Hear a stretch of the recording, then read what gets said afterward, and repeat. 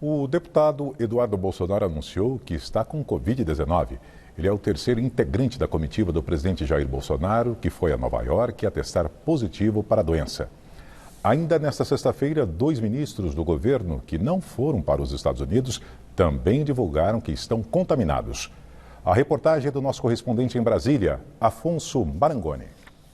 Após integrar a comitiva que acompanhou o presidente Jair Bolsonaro aos Estados Unidos para participar da Assembleia Geral da ONU, o deputado Eduardo Bolsonaro, do PSL, testou positivo para a Covid-19. Ele afirmou que está sem paladar e com coriza. Pelas redes sociais, Eduardo Bolsonaro, que já tomou a primeira dose da Pfizer, disse não acreditar que a vacina contra a Covid seja inútil, mas na visão dele, o seu caso é mais um argumento contra o passaporte sanitário, que é a exigência do comprovante de vacinação para frequentar alguns lugares. As autoridades de saúde já explicaram que as chances de contaminação caem após a vacinação, mas não há como impedir o contágio, e os imunizantes são fundamentais, pois diminuem consideravelmente a possibilidade de a doença se tornar grave. O deputado afirmou ainda estar se sentindo bem e disse que começou a se tratar imediatamente. Mesmo contrariando os cientistas, alguns seguem defendendo o uso de drogas ineficazes contra a Covid-19. No discurso na ONU, inclusive, o presidente Jair Bolsonaro voltou a falar no chamado tratamento precoce.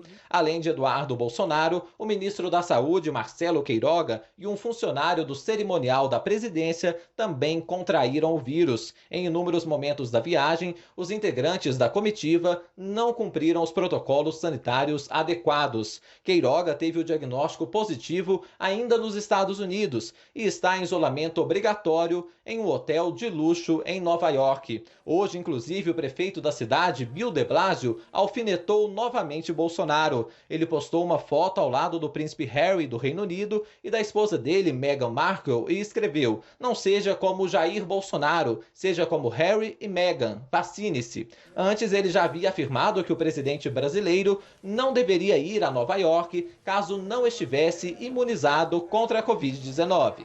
Por recomendação da Anvisa, todos os integrantes da comitiva entraram em isolamento, inclusive Bolsonaro. Desde então, ele está cumprindo a agenda de forma remota e até a live semanal foi adaptada. O mandatário deverá realizar um novo teste no fim de semana e sair do isolamento se não for detectada a presença do vírus. Também nesta sexta-feira, 2 ministros do governo federal que não viajaram aos Estados Unidos anunciaram que foram diagnosticados com a doença.